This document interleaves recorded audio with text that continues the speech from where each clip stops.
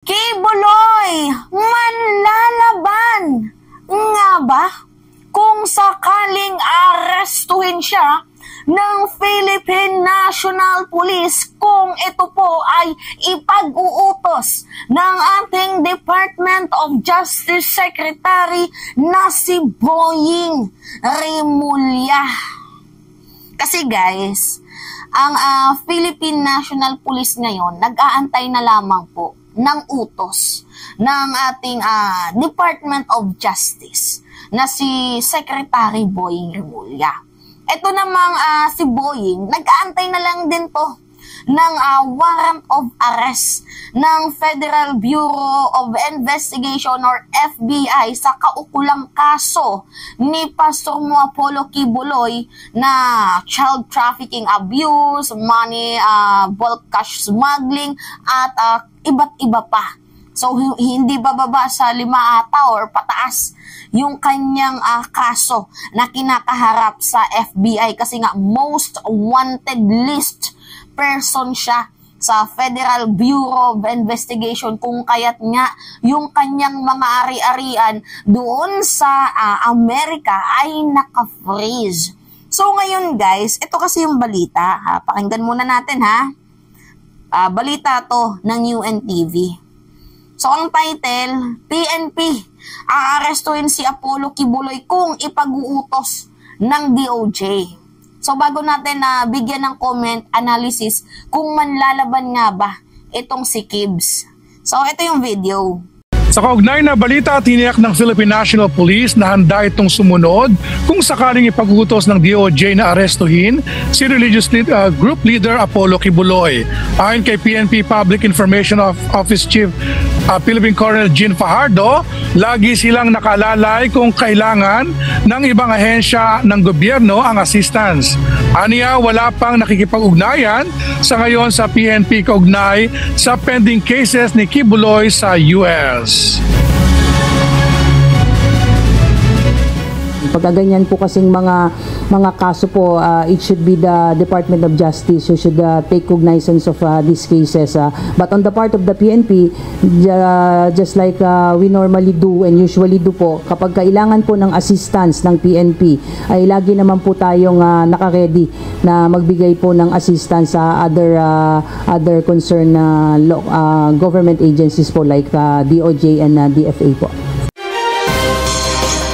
Okay, rinig nyo naman no guys, na handa, nakaamba po ang Philippine National Police kung sakaling ipag-uutos ni Department of Justice Secretary Boying Remulla na ipahuli itong si Pacquiao. So utos na lang ni DOJ ang kanilang inaantay kasi nga hindi po mawawala ang pagsuporta nila dito kay Department of Justice Secretary Boying Remulla. So ngayon guys, madami ang nag-comment diyan sa na yan, sa video na yan, na sana daw manlaban siya, manlalaban nga ba, ano yung kilos or yung movement ngayon ni Pacquiao. So ako guys, magbibigay lang ako ng analysis. Kung sakali man, 'di ba, na manlaban itong si Pacquiao, kapag hinuli siya or inaresto siya ng gobyerno dahil nga 'di ba may kaukulang kaso nga kaya nga hulihin, 'di ba? Kung siya man po ay manlalaban at sa hindi natin hinihingi, matigok. Hindi natin hinihingi guys analysis lamang 'to. Abay wala pong kaso diyan ng gobyerno kasi nga nanlaban siya. Kasalanan niya 'yon. Kasalanan niya 'yon guys kung matigok man siya. Kasi nga nanlaban siya. Hindi siya marunong sumunod sa rule of law and due process. And you will see the pattern guys na parang sa tingin ko it's either tatakas to sa backdoor country, backdoor ng bansa. 'Di ba? It's either tatakas sa analysis lamang po natin na to it's either tatakas siya or mag-feeling above the law. Feeling superior itong si Pacquiao. Kasi nga guys, 'di ba? Nakikita nyo, hindi dumalo sa unang hearing, pangalawang hearing, pangatlong hearing. Hindi siya dumalo. And kahit nga din dito sa sa prangkesa ng SMNI, hindi din siya dumadalo. So ngayon guys, 'di ba? Nakikita niyo naman yung pattern na feeling above the law, feeling niya talaga kanya, pagmamayari niya yung mundo.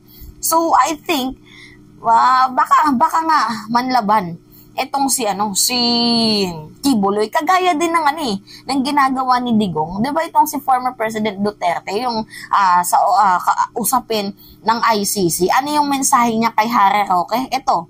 Kasi nga magkaibigan sila Malamang same feathers flocks together. So sabi ni Roque nung February 7, isinisiwalat ko lang sa publiko kung ano ang sentimento ni dating Presidente Rodrigo Roa Duterte. Hindi siya magpapahusga sa mga dayuhan. Hindi siya magpapahuli ng buhay sa ICC. O ano nga ba yung message nito na hindi siya magpapahuli ng buhay? Di manlalaban siya. 'Di ba? Buhay man yan o patayan, manlalaban. Itong si former President Duterte na siyang ginagawa din ngayon, guys. Ni Kibuloy, magkaibigan nga, ano pang maasahan natin dyan, malamang sa alamang nagkaintindihan na yung dalawang yan or di kaya nag-usap na yan sa kanilang mga plano, 'di ba? So, ang akin lang dito, may death threat, 'di ba, sa buhay ni Pacquiao. Tapos gala siya ng gala, nagpapakita siya sa media. Tama ba yun? Tapos kung sakali man na magkaroon ng warrant, mali naman ata na manlalaban ka. Kasi, binigay na lahat ng karapatan mo Diba? Ang dami mong oras na sinayang. Tapos, ang ginawa mo, feeling mataas. Feeling mo, lahat lumuluhod sa'yo. Yan yung feeling ni Kibuloy. Feeling ngero. Pati daw mga babae, naghahabol daw sa kanya. Yan yung sabi niya. Pinag-aagawan daw siya. Diba? Yan yung sabi niya, ni Pacquiao. So, kaya nga, guys, siguro, a little bit chances na manlalaban siya or a little bit chances din at patakas siya to backdoor kasi nga binigay niya na yung mga ari-arian niya. I mean, panibagong administrator na itong si former President Duterte sa mga ari-arian ni Kibuloy. So, diba, there's a little bit chances na baka tatakas itong si Kibuloy, kagaya na din ang sinabi ng political analyst na si Ronald Llamas, na baka malay mo itong mga picture na pinakita after nun, lumabas na siya ng bansa. We do not know lang. 'Di ba? Kasi, ayaw harapin ni Pacquiao ang mga akusasyon sa kanya. Parang admittance of guilt ba to? 'Di ba? Kasi kung totoong walang kasalanan in the first place, magpapakita ka. Hindi mo na pinaabot sa ganitong sitwasyon. Ikaw na lang yung inaantay ni Senator Risa Hontiveros. Ano yung sabi niya? Hindi niya man may papangako, pero ang alam niya lang, kung magpakita na itong si Kibuloy, siguro matatapos na ang hearing kasi siya na lang po ang inaantay. 'Di ba? Siya na lang ang inaantay. Ayaw ayaw mag-show up, ayaw magpakita. Anong gagawin natin? 'Di ba? So ngayon, guys, yan po yung balita ng UNTV na itong Philippine National Police nakahanda na arestuin itong si Pacquiao kung sakaling ipag-utos ni Department of Justice Secretary Boying Remulla. So ngayon, guys, yan ang ngayon tanong nila, manlalaban nga ba? Para sa akin, there's a little bit chances na baka manlaban itong si Pacquiao, lalo pat diba, tingnan nyo, hindi siya sumisipot sa Senate hearing, sa committee hearing, diba? Hindi siya sumisipot sa dalawang yan, sa revocation ng prangkesa, dito sa mga allegedly na bintang sa kanya, hindi siya sumisipot. So, what does it mean? Diba? Parang ganun na din po yun. Diba? If you will read between the line, ganun na talaga yun, guys, na manlalaban siya. Pero hindi natin sinasabi hanggat hindi pa nangyayari.